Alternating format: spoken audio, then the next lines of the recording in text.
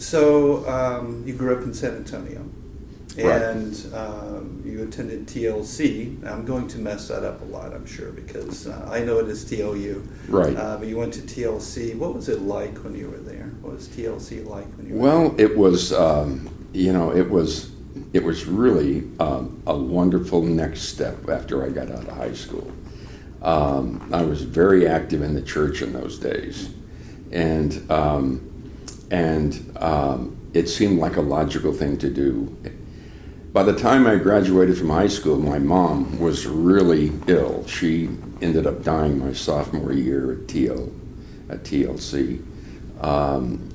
Breast cancer. She had bilateral breast cancer. And what was great about TLC was it was a small campus. We all knew each other. And this was a really tough time in my life of kind of dealing with my mom's illness. I was able to get in the car, my old beat up 1947 Chevy or whatever the hell it was, and travel home to see her whenever I wanted to. And it was a time of great, when you go into college in your freshman year, all these things open up to you. Sure.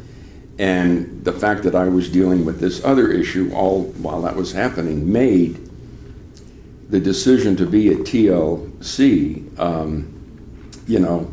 it was much more important and much more critical in the end. It really helped me get through what was really one of the toughest periods of my life. I had 2 younger siblings, a brother, and my sister was only 7 at the time. Wow. And it was difficult, in that day and age. But TLC was really fun. It was like we all knew each other. We were all in a small environment, and it was really easy to find support groups and all that. There were no cliques. There were no mean-spirited students. It really it just had a really great kind of communal feeling. And I'm sure it does today. It does. I'm sure it does. A lot of those core values are still there. Right. Was there anything about TLU or TLC that really influenced your life that you sort of hold on today? Well, I met so many wonderful people there, including a number of professors who I found really helpful. At that point in my life, I had no idea what I really wanted to do. I had an aptitude in math and science, and it scored really high in those areas and all the testing. But I kind of drifted towards sociology because I was kind of interested in how people connected and social trends. I was interested in politics and all that as I came in as a freshman. In fact, I was freshman class president. I ran and got elected, and it had been active in high school and college politics quite a bit. But so sociology interested me, and I met Professor Baumbach, Bernie Baumbach, who was still there a few years ago. I don't know whether he is still there or not. Not there anymore. Not there anymore, okay. So, but anyway, he was very influential, and I kind of, it was interesting what happened because I studied with Professor Baumbach my freshman, sophomore, and junior year, and then for the senior year, he had an MA and was teaching at TLU. In my senior year, he went to Austin to complete his PhD, which he had been working on for a few years. And I ended up going with him to Austin, and that's how I ended up at the University of Texas. But all during this period, I loved this medium of television, and anytime I got around a television camera, or anytime I was in a television studio, or anytime I went to a football game or a parade, it was the televising of those events that just kind of interested me. I was fascinated by it, really, truly fascinated by it. And I kept thinking in the back of my mind, maybe this is something I might consider as a career alternative. But it never I mean, my father was never really encouraging in that area very much, and it was kind of an untested, somewhat unpredictable career path to take in those days. And so I never committed to it. I never said, look, I'm going to try and do it in television. I'm going to try and, I love this, I love it. And at one point I even had a fantasy of being like a network cameraman, where an image from the camera that I was operating someplace, news event, sporting event, whatever it was, variety show, would be seen, that image would be seen all across the nation. That was a fantasy. And when I was in high school, I used to make television cameras out of cardboard boxes, and I would cut off broom handles and make them camera pan handles. I would use paper towel rolls, when the paper towels were all gone, as like lenses, and put them in the, put them in the camera.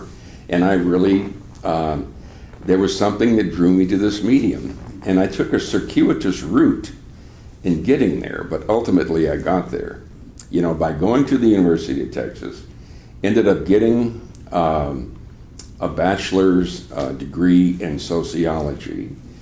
At that point, I was going to go on and get a PhD in sociology.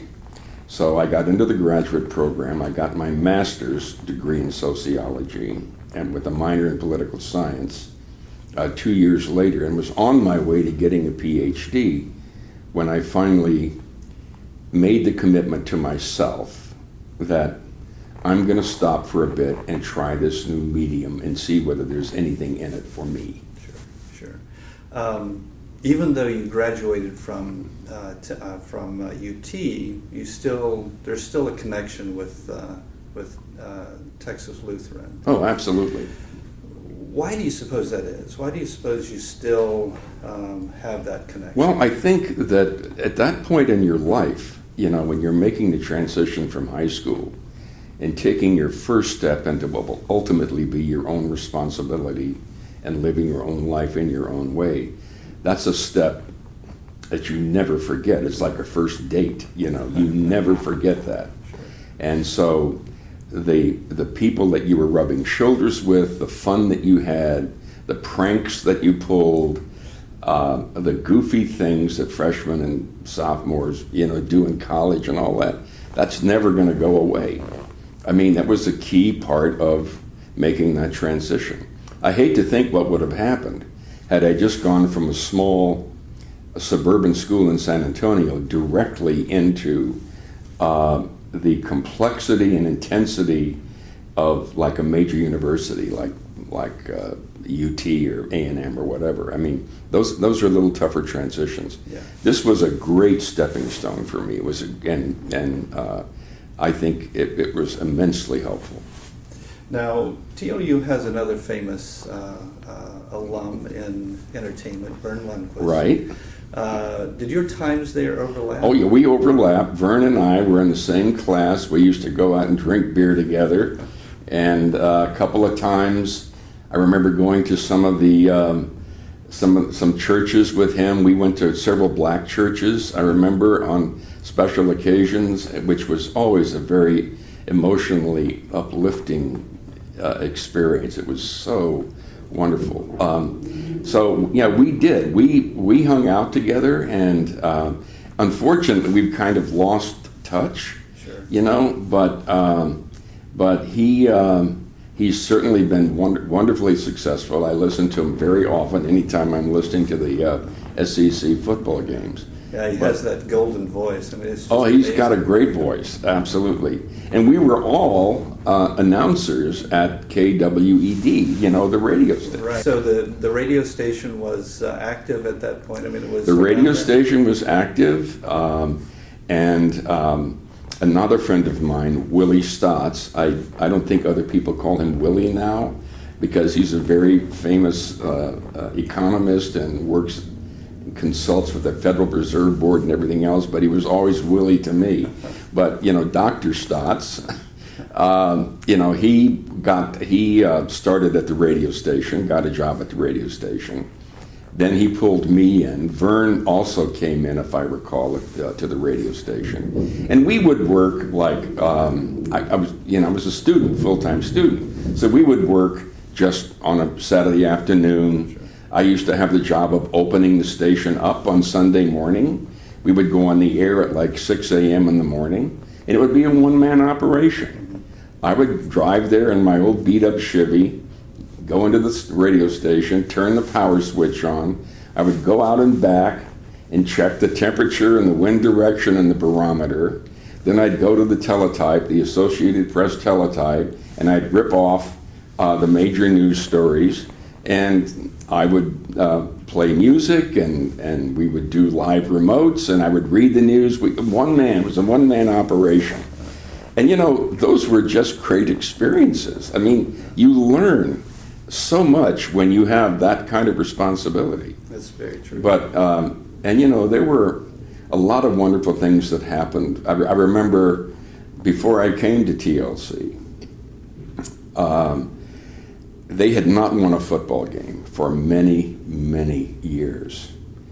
And my freshman year, we finally won a football game. I don't remember who we beat, but we won a football game. There was a victory bell right in front of Old Main, okay? And I don't even know whether Old Main is still there. It's probably not. Old Main is gone. Old Main is gone. But the victory bell is still there. The victory bell is still there. Well, the victory bell had not been rung in so many years that it had gotten really rusty. And all the kids ran from the football field to the victory bell. And I remember some senior, a girl, started to ring the bell, and the bell just broke and fell to the ground. No. It became a national news story. It had been so long since TLU won a football game that when they rang their victory bell, it fell off. Oh. But a lot of those kinds of memories. I remember our freshman year. I remember Russia had launched Sputnik. And we were young, aggressive kids, and we were shocked that the Russians were ahead of us in the space race. And I remember we gathered when we heard the news. I think it was like on a Monday night. We gathered in the dorm room, and we just became so outraged. There was a little drinking going on too, I have a feeling. The next morning, we decided to go out and see it, if we could. And at that time, on the west side of the chapel was nothing but a cornfield. Right. So we went out, about 8 or 9 of us, and lay on our backs in this cornfield. About an hour before sunrise, looking for Sputnik, and sure enough, we saw it coming over, and you could see it just moving right through the sky, because the sun was hitting it and reflecting off of it. And the language was unbelievably bad, as we were cursing the Russians at that point. But those are the kinds of experiences I will always remember, being in a cornfield in Seguin, the first time I saw a satellite, in the sky. Those are amazing experiences. Yeah. Vern was one of the founding fathers of one of the social fraternities at TLU, the Omegas. And he was back on campus a few years ago, and he told about several sort of pranks that he was involved with. And I was wondering if maybe you could recall some things that you have done that you wish you were okay with sharing. I remember. Those were the days when hazing was hazing. Yeah. And you would never ever get away with any of that today. Sure. But I remember those of us who were being inducted in the fraternity having to strip down with no clothes on at all and wrestling in piles of various animal manure and wrestling matches and torturous walks and being left alone in the middle of nowhere and just say, find your way back to the campus. It was the kind of stuff that today you'd be in jail if you did that to somebody, Sure. But absolutely, those things happened. It was a different time then. Much different time. Just a much different time. Yeah. But it was all done. There was no real mean-spiritedness in it. I mean, it was done, and it was, we all had fun, and when it was all over, there was a feeling of bonding that it was almost like we had been in a war together for a few nights there. But no, I do remember that, absolutely. Yeah. The reason I bring that up is because I am faculty advisor for the Omegas. Oh, you are? Okay. And so I know a little bit about the history. They're a fun group of kids still. Yeah, they're a great group. I mean, I could go on with the initiation rites, but I doubt whether anybody will find that interesting and maybe repulsive. I don't know. So you mentioned Willie Stotts. Was he a classmate? No, Willie was one class ahead of me. Okay, and we knew each other in high school from San Antonio. Willie went to a high school called Alamo Heights, and I went to a high school that was called MacArthur High. So we knew each other then. And Willie was one of the reasons that I came to TLU. He's the one guy who I have really maintained a friendship with through my whole life, and we still talk a few times a year, and I see him like once every year and a half or 2 years or whatever. But he's a proud product of TLU, and he's done really well. He is a great friend of TLU. Yeah. I think he was involved in a film project, and That's if I correct. understand, you were involved with it too. Right. In high school, I got this is part of the kind of television bug that I had. But in high school, I started making films. Actually, I was 13 or 14, and I started experimenting with time-lapse photography. Single frame exposure, homemade kinds of special effects. I started to shoot movies, generally centered around my family and trips that we took. I still have these things, Rocky Mountain Adventure, and I wrote scripts, and I made soundtracks, and did special effects, and I even had a system where I could change the direction of the sound, like if I showed like a waterfall or whatever, and then you're walking past it, the sound would come to the back. Wow. I don't know what the thing was. It was some old part I found, but I would turn it and the sound suddenly came from the back. So, it was something that fascinated me. So when we got there, Willie started talking about, let's do a recruiting film for TLU. And Willie kind of honchoed the whole thing. I was kind of the director of photography. We got a 16 millimeter Auricon camera. We got rented lights and all the rest of it, and we went out and shot this film. I have a copy of it, actually down in my car, which I'm going to now have made into a DVD. But I can't wait to see what this looked like. But it was called Under Texas Skies. And that was what most kids who came from out of state said the thing that impressed them about Seguin was the sky.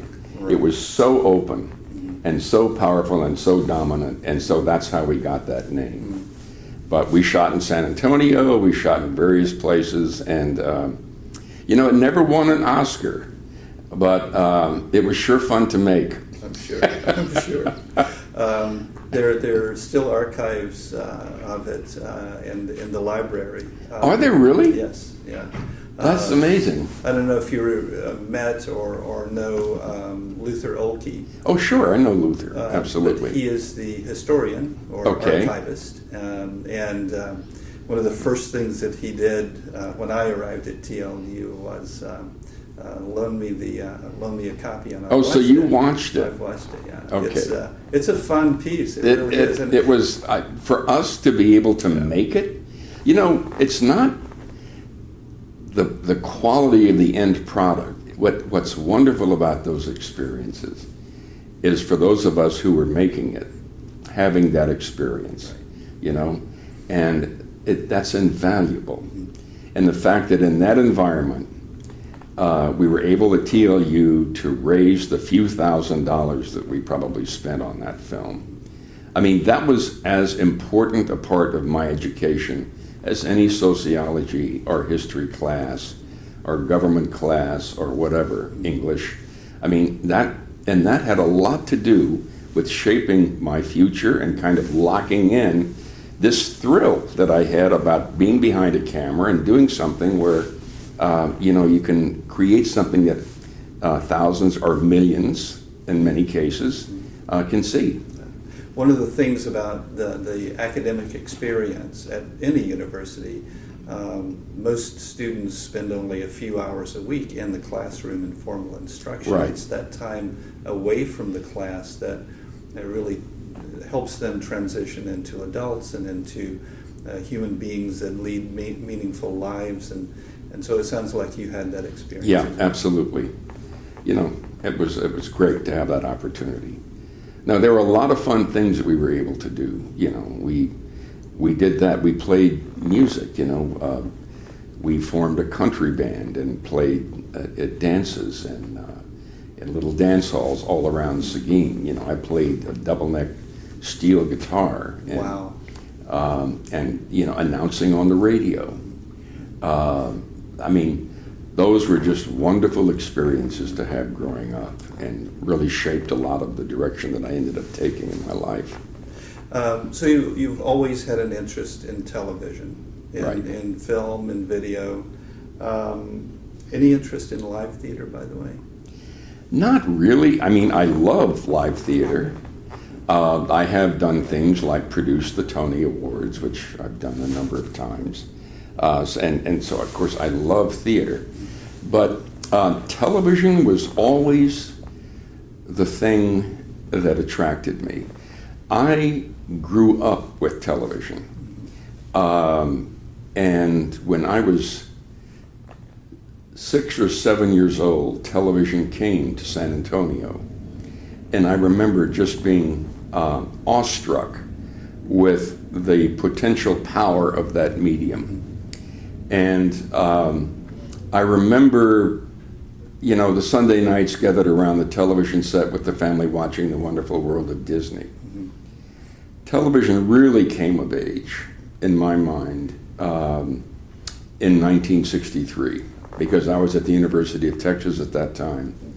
John Kennedy was visiting Dallas on a Friday afternoon, and as you know, he was shot and killed on his way to the airport. And all of a sudden, Lyndon Johnson was now President of the United States. As a political science student, and I was a fairly decent one, when all these news crews from New York and around the world, within hours after the assassination, were in Austin. They wanted to know, who is Lyndon Johnson? Who is this man who's now president? What are his roots? Where did he come from? That kind of stuff. And I was offered up to some of these news crews as basically a gopher. I drove for them. I took them to Johnson City, where Johnson, was born and raised. But I also knew a lot about Texas politics. Sure. And over the course of that weekend, the people who had descended on Austin started producing things that were being seen around the world as early as that night, like 8 or 9 o'clock Friday night. And so that weekend, the nation mourned the death of John Kennedy. And television was extremely therapeutic for all of us. We, as a nation, shared our grief over that weekend. We were riveted to the television set. The power of the medium really came through to me at that point. There were so many things that happened. Oswald's assassination by Jack Ruby that we all saw live. Right. The funeral, the caisson, John Jr. saluting. All those things that happened that weekend. That's really when television came of age. And you understood the power that it had and what it could do. Now, in the ensuing years, there's an awful lot of mediocrity and really tasteless stuff on television. Sure. But television still has the potential to do that. And it did it in 1969 when Neil Armstrong walked on the moon. Mm-hmm. And it did it in 1987 on the Challenger disaster. And when the Berlin Wall came down and all the rest of it. I mean, and that's that part of television that always interested me. Have you always been interested in the producing side? No, I really started as a director, and I leaned toward music and dancing, and I ended up in New York where I did many cultural programs, dance programs, working with Mikhail Baryshnikov for the New York Philharmonic, or we did a lot of things at Carnegie Hall, did, the 100th anniversary of Carnegie Hall, many shows there. I always, and as opposed to scripted television, I kind of drifted toward event and live television, entertainment television. Right. And that's what attracted me to things like the Super Bowl halftime shows, which we've done, or the opening and closing ceremonies of the Olympics, which we've done, both the summer and the winter games. Ever any interest in being a performer? No, never. I know that would be a waste of time. I mean, I like playing the guitar, and I keep threatening to get my old steel guitar out and play it again, but I certainly have not, don't have a lot of talent in that area, I don't feel. When you do that, you have to record it and send us a... I will do it. I've done some recordings, and my family, they all interested in recording and singing and all that. But I'll tell you, every time I go to Texas, I love to put on a Willie Nelson CD, or the Eagles, or Asleep at the Wheel, or whatever. I love driving on those roads around Seguin with the country music turned up. And Willie, we've worked a lot with Willie through the years, many times. So I love that, and it gives me goosebumps when I go back and can hit those open roads, especially in April when the bluebonnets are out and all that, I have to tell you, I enjoy that too. Yeah, it's great, isn't it? April. Yeah, it's just amazing. Yeah, it's really great.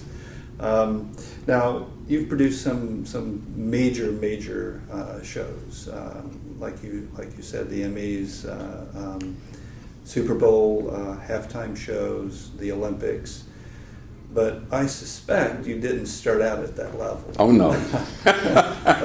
Oh no. Well, in the early days, you would do anything you could to pay the rent, sure, buy the groceries, and I did a lot of inexpensive things for PBS. I did a lot of late night television for the networks, things that would air like at 11:30 at night.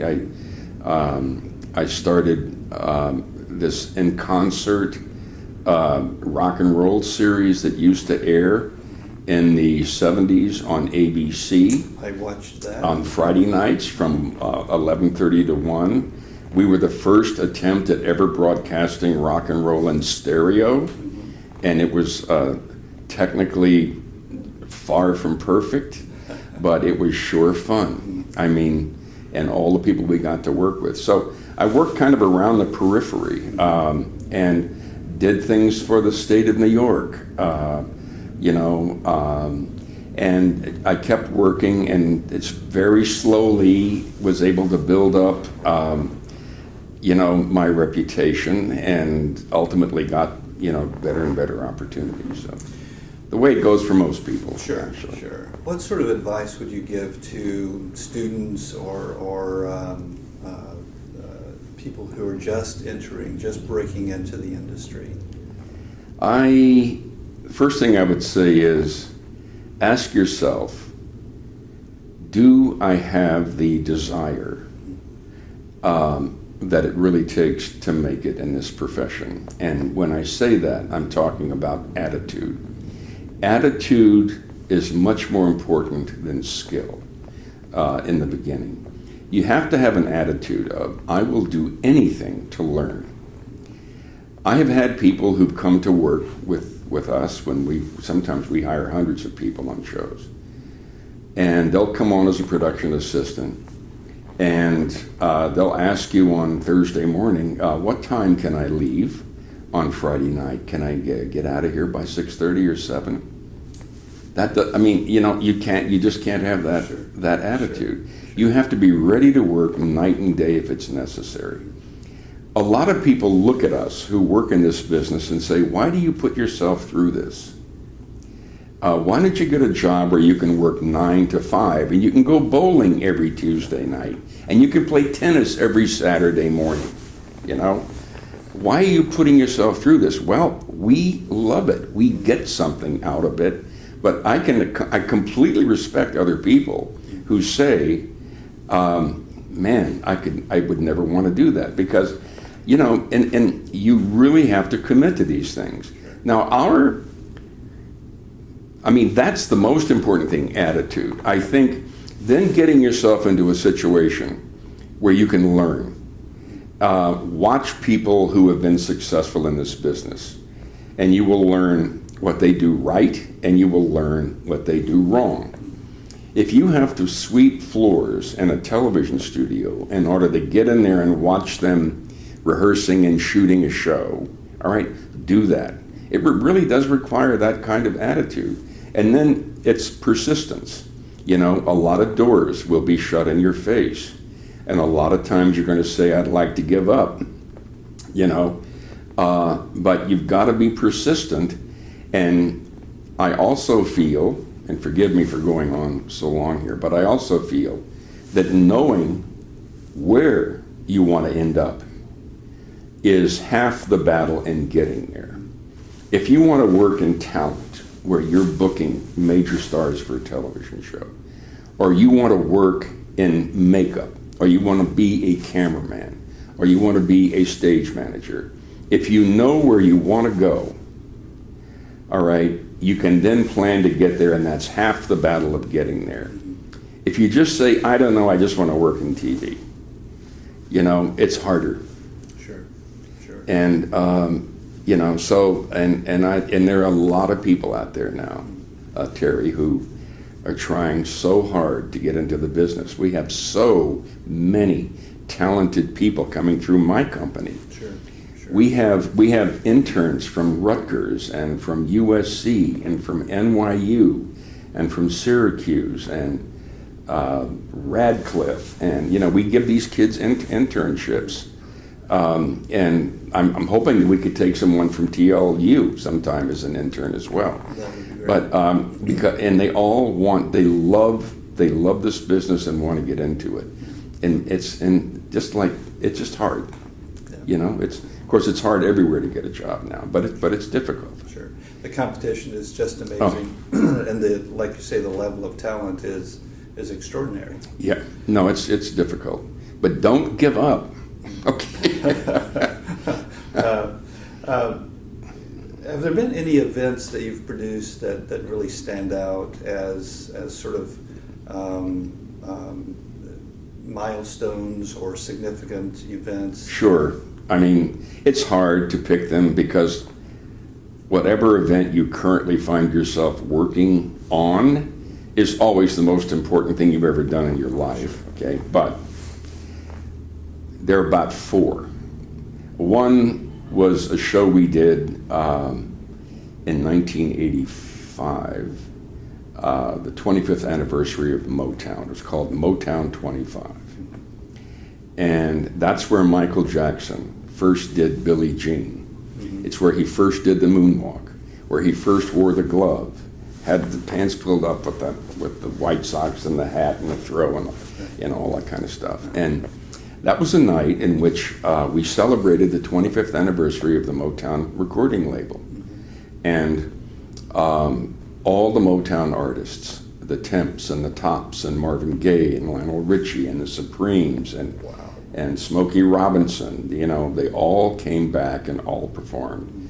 And it was a very tough show to do. A lot of the people that were on that show were suing. Half the people on our stage were suing the Motown record label for one reason or another. But we were able to convince them to come back one night and celebrate what Berry Gordy did with, Motown 25. So that was one of those that I will always remember, and many people think that Michael doing that, the Billie Jean thing, was like one of the significant moments of entertainment television. Both the Olympic ceremonies, there's nothing like doing the Olympics. And we produced the opening, closing Olympic ceremonies in Atlanta and the ones in Salt Lake City. We've consulted on many other ones, Beijing in 2008, Greece in 2004. The Olympics are not perfect,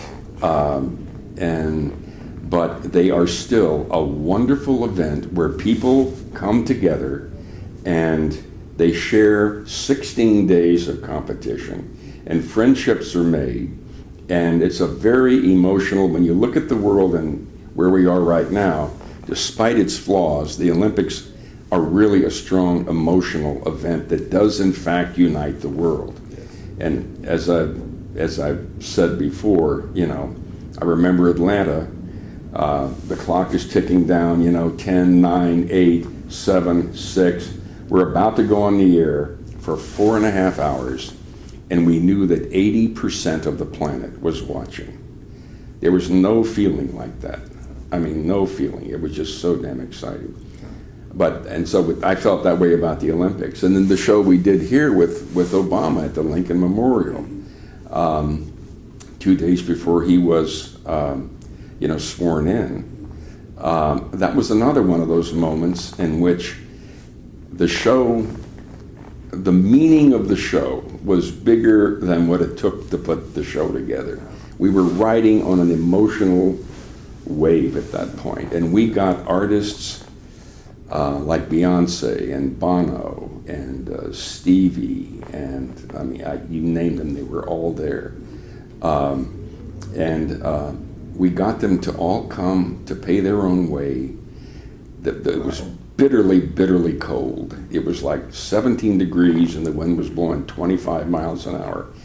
And everybody had a smile on their face, and there was more goodwill and warmth in that environment than I've ever seen before. So those are the experiences that you really like. They're emotional, and you create something emotional. And when the more emotion you have, the more memorable the whole event is. Was there ever an event that you maybe wish you hadn't done? Sure. How long do we have? No.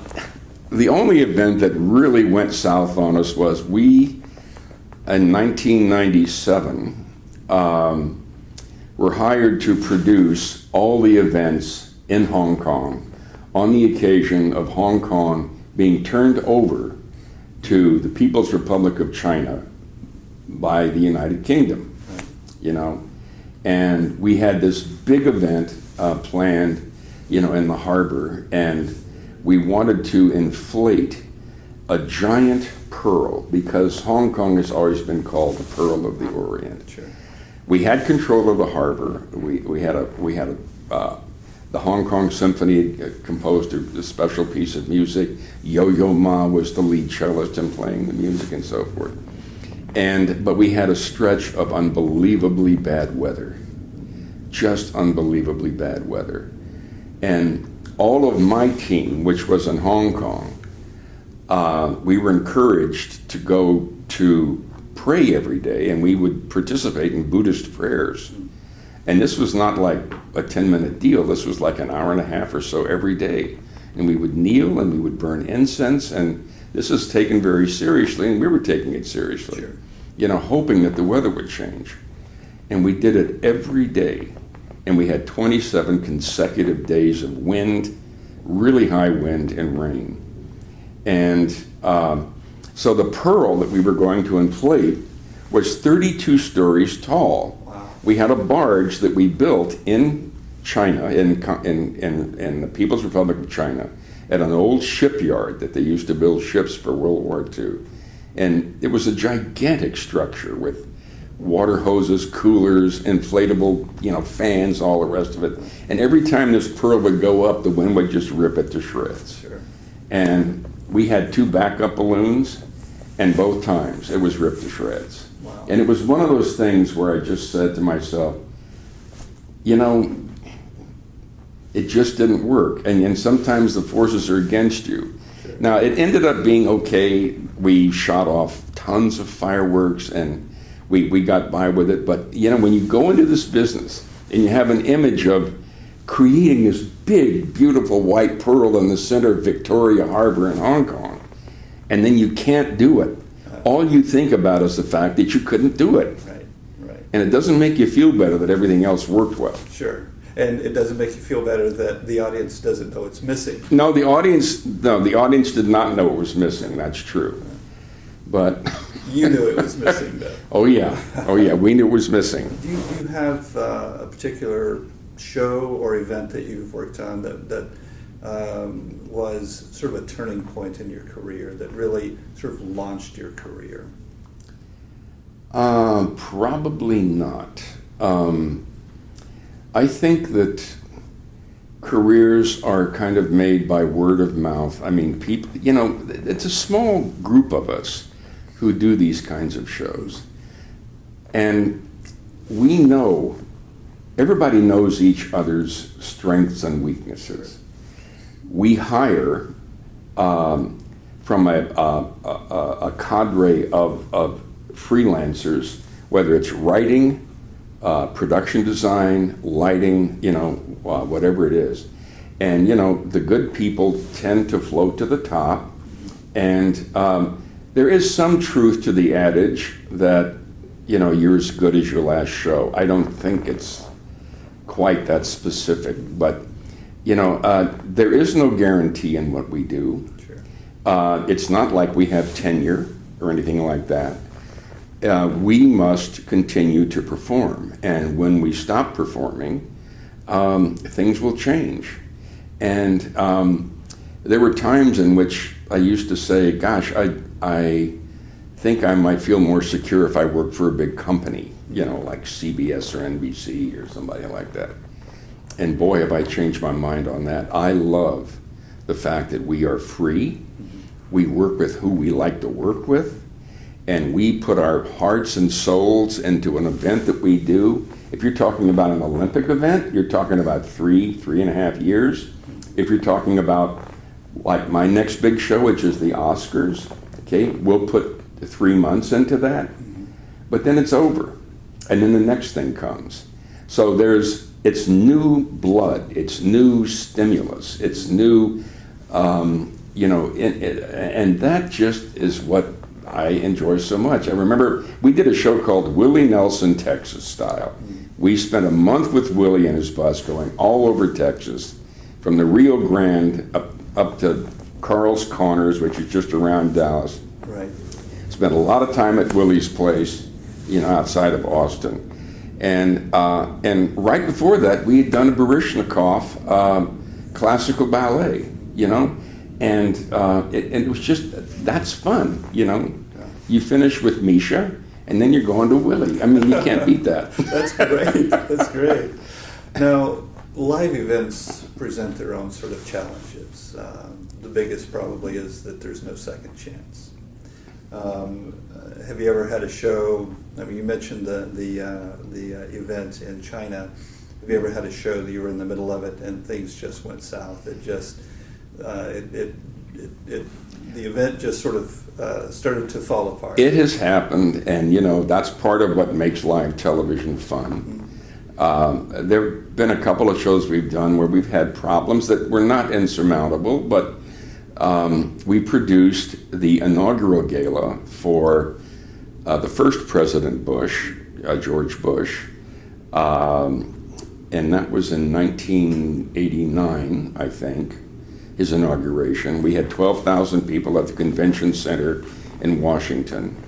Frank Sinatra was on the show, but Frank was,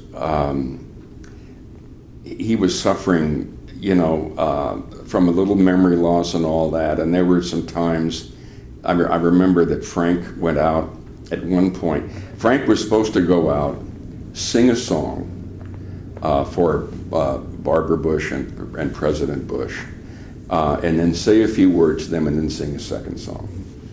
And so I was not directing this. I was just on the side with Frank. And he said to me just before he went out, he called me kid. Okay, hey kid, I'm just going to sing one song. I said, okay, but you're still going to say something to the Bushes, to the president, right? Yeah, fine, I'll do that. Okay. And so he went out and sang one song, and then he just forgot about, saying something to President Bush and the room. All 12. We're on the air live to the whole world, live to all of South America, and the room just got quiet, and I started counting just in my head, not knowing what to do. We waited 17 seconds. And that was the longest 17 seconds I will ever remember. And had to fade out, go into the commercial. And we were able to kind of fix it on the other side. But things like that happen. I've had female artists in the middle of a live show say to me, "I'm not coming out, but we're on the air live. You've got to come out. We're on the air live. You're on in like 98 seconds. You've got to get out here." And no, I don't like the dress I'm wearing, and I'm not coming out. Wow. That's happened a couple of times. So you roll with it. I mean, that's what you do. You move another act up. You make a switch. If there's a dress option, you try and find that and then put that person in later in the show or whatever. But that's what makes it fun and what makes it exciting. But we never get a second chance. Right. I mean, and you never get, on a lot of these shows, just take the Oscars, for example. You never have the opportunity to perform that show in front of an audience where you can measure how people like things, how funny things are, and all that. You have to guess. And the only time you really see it and know whether it's going to work is when you're on the air. And if you do 12 things, let's say you're trying 12 comedic bits or something like that on the Oscars, if 9 of them work, you're really, really lucky. Wow. There'll be 3 that don't work. And the 3 that don't work is what you will read about in the first paragraph of the paper the next day. Sure. That's life. It's just the way it is. Right. Is there any advice that you would give a young person who is entering the industry, or maybe a student, how to deal with situations like that? I mean, you can't prepare for everything, obviously, so it means that you sort of have to have a different mindset. Yeah, here's what I would say. Do your homework. Anticipate everything that can go wrong. If you want to be a producer, the main aspect of your job, if you're 3 months away from a show, is putting yourself in the room on the night of the show and trying to measure, is this going to work? How is it going to look? How will it sound? How will the audience respond? And plan for uncertainty. I am an obsessive compulsive person. I plan what to do if somebody falls coming up the steps to accept an award. I plan sometimes even what to do if a light drops down out of the ceiling. A lot of my shows are done in Southern California. There's never a morning of a show that I don't wake up thinking, what if we have an earthquake? Sure. Who makes the decision if we have an earthquake about whether or not we continue? I'm in the truck, we're going, we're up to speed, we're an hour into the show, we have an earthquake. I don't think I make the decision about pulling the plug. Actually, it's the fire department, the public safety people. Sure. They've got to make that plan. And so those are the things. And so do your homework and plan for the contingencies. The more you do that, the better equipped you are to deal with it on the spur of the moment. And it's the same with how you shoot things, or how all your entrances and exits and choreography. Plan it. Know how you're going to do it. The more you plan, the better equipped you are to wing it. If you find yourself in that condition where something goes wrong. I'm sure you've been asked this question hundreds and hundreds of times, but what is it like producing the Emmys or a Super Bowl halftime show?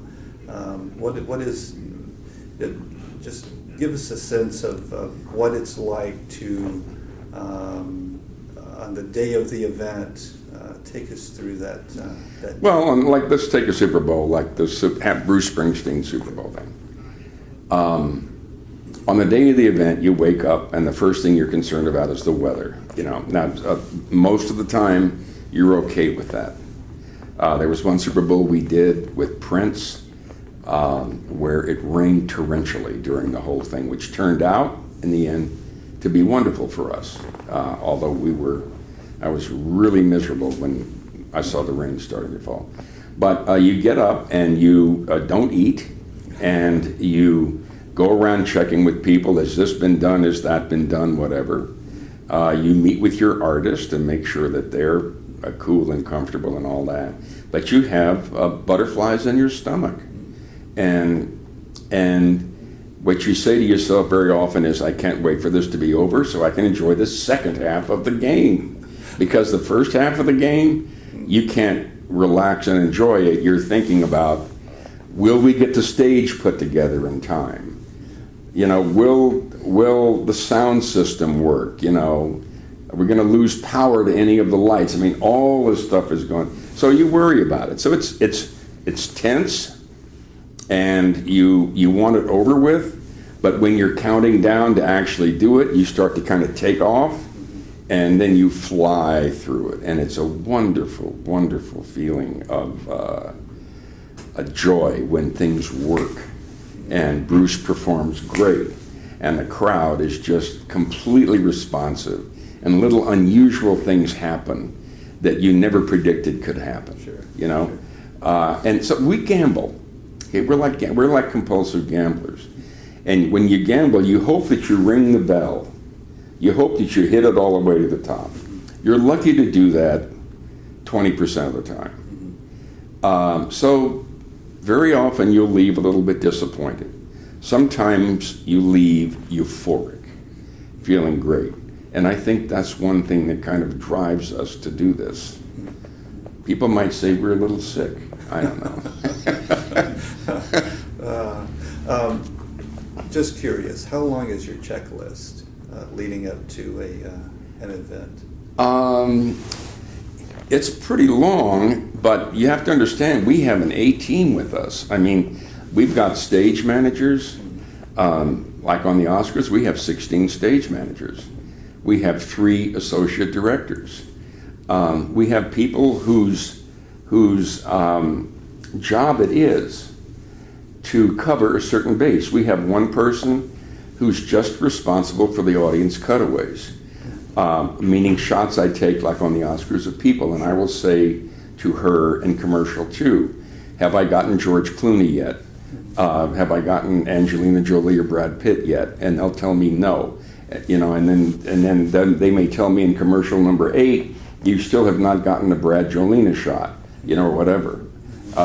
So people have different responsibilities, and how you put that team together and how that team is motivated and organized is the key to success. One person sitting in a director's chair on some big live event is not responsible for the whole thing. I mean, you're responsible for putting the team together. Sure. And you need a team that's going to help deliver. Yeah. That's really, really what it is. So you've talked about being maybe a stress junkie. Right. When you were thinking about students or someone who wants to break into the business, what advice would you give them to get invigorated by the stress, but be able to maintain calm, maintain control during that time? Yes, people have called a lot of us who do this stress junkies. I think that I have a predisposition to create more stress than is necessary. Okay, there is a fine line between stress and conscientiousness and preparing for something, and just driving yourself crazy. And you don't want to just drive yourself crazy. Sure. You need to plan and anticipate the things that can go right and the things that can go wrong, but there's no need to stress. I have learned as I've grown older that it's not necessary to stress out as much. I used to think when I was younger that you needed the stress you had to create the stress in order to do the job well. I don't really think that's true. And as I've grown older, I've been able to do the job just as well, but on a much more relaxed kind of level. Sure. There were days many years ago when I would lose it and scream and yell and do things like that. And I realized after the years, as the years were going by, that the real key is motivating your team. And when you scream or yell at somebody, you're not motivating your team. Sure. So you need to encourage them. That doesn't mean you won't get mad if somebody does something wrong, okay? But you need to encourage them, and so screaming and yelling doesn't work. So that was a stress-reducing revelation, which I continue to live by today. Sort of changing directions just a little bit. Your major focus is in television, and I'm sure you're aware that online content is growing tremendously. YouTube, Hulu, those sorts of channels. I just saw that 8 million people watched the live stream of the guy skydiving. Baumgartner, yes. Yeah. Which is, I mean, that's TV ratings. It is TV ratings. How does that, is that a challenge to television, or is that an opportunity? Well, I think it's an opportunity. It's hard to support the kind of money it takes to put programs on television now. And there was a time, when you could take one musical artist. Years ago, it would have been Frank Sinatra or John Denver or somebody like that, okay? And you do a special with them, and it would rate really well, and you'd have 40% of the country watching it. That's just never going to happen. It won't happen with Nicki Minaj, and it won't happen with Beyonce, and it won't happen with U2. It's not going to happen with anybody. Sure. So it's really changing, and we in television have to understand that this is the way it's going to be. It's going to be very much a liberating force, I think, in television. And we're in our own way. I mean, we really understand now how what we call the second screen environment is how important that is. I mean, it is now what you need to drive people to watch the television. Yes. Even on the Oscars, which skews like a much older show, this last year it was like 61 or 2% of the people who were watching the Oscars had a second screen. They had something in their hand or were by their computer, had a second screen going at the same time. That's fascinating. Yeah, and so if you forget about that and don't use that, then there's no hope for you in the long run, So right now, everybody's scrambling to try and figure out how to do this. On the Emmys, for example, Jimmy Kimmel, we came up with this idea of halfway through the Emmys, and we were up against a really good NFL game, okay? And we came up with the idea that Jimmy would say to everybody at home, let's play a trick on everybody who's not watching the Emmys right now. Text them that Tracy Morgan has just fallen down on the stage, collapsed on the stage of the Emmys, and go, OMG, turn to ABC immediately. Tracy just passed out. Tracy Morgan just passed out on the stage. Ready? Go. Okay? So I have the minute-by-minute ratings. Sure. And you'll see the ratings spike at that point. They go up, okay? Quite a bit. Tracy Morgan lay on the stage that whole act. There were 2 awards given out in that act, and the winners would come up and step over his body to get to the microphone. And then we went to a commercial break, okay? And then we came back after the commercial, and without acknowledging it at all, Jimmy was introducing the next presenter, and you just see 4 bodies carrying off Tracy Morgan off the stage, in the background. And the ratings spiked. That was not what I loved about that was kind of an experiment. Sure. Let's see whether anything we do can spike it. Now, it was not a giant spike, but it was clearly a spike, Sure. which shows you that the social networking can make a difference. And we learned with the Oscars again, we learned that people my age will make the Oscars are still appointment television. Sure. Okay, honey, the Oscars are next week. Let's invite some people over and watch it. I have a son at NYU. He's a junior. People his age decide 30 minutes ahead of time whether they're going to watch the Oscars or not, based on what's trending socially.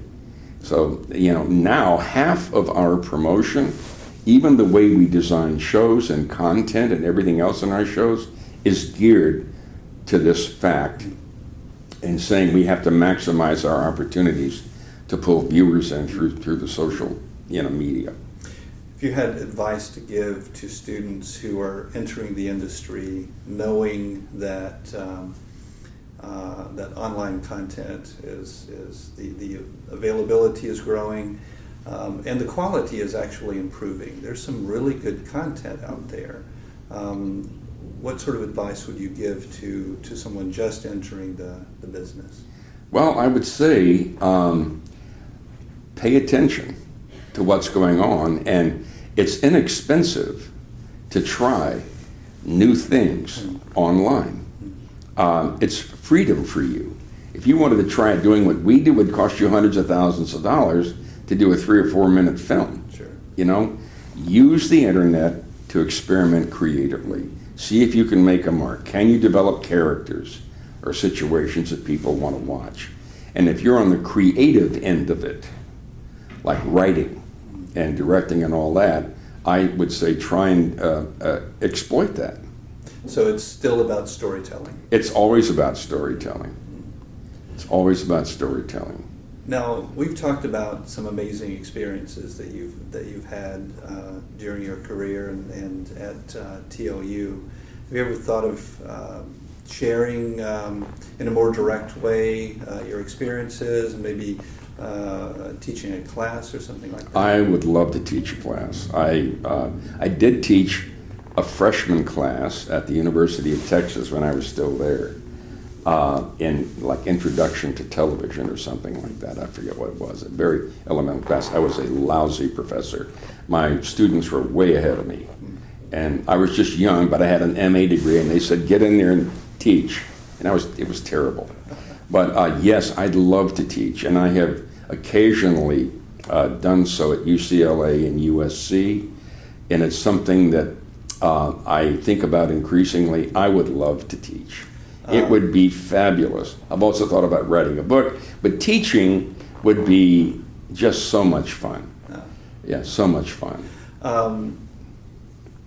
There are many opportunities to make connections with students, and sometimes in the department that I work in, sometimes we Skype people in who are in the industry. As sort of a stepping stone to teaching, would you be interested in doing something like that? I'd be happy to Skype with your class sometime. Absolutely. I can't do it when I'm in the thick of something. Sure. But there are big periods of time during the year when that could happen. Thank goodness for this time. No, absolutely. I would love that. I do a lot of Skyping with my family and all that, so no problem. That'd be good. Thank you so